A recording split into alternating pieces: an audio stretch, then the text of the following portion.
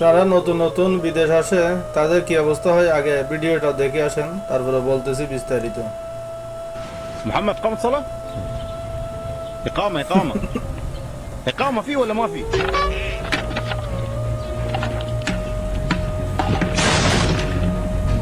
إيش بقولك؟ সমস্যাটা কি হলো আপনারা যদি বুঝেন তাহলে অবশ্যই কমেন্টে জানাবেন। এখানে মূলত বিষয় সেই ব্যক্তি তার থেকে ফুসল হলো বা একামা মানে একামা সালা মানে নামাজ কোন দিকে পড়তে হবে, নামাজ কোন দিকে, নামাজের এই মোকারামা কোন দিকে, মানে সেটা জিজ্ঞেস করছেন।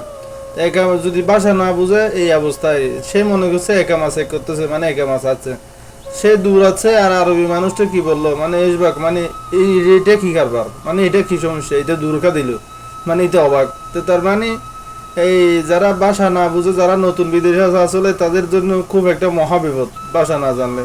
সবাই ভালো থাকবেন, সুস্থ থাকবেন, আল্লাহ হাফেজ।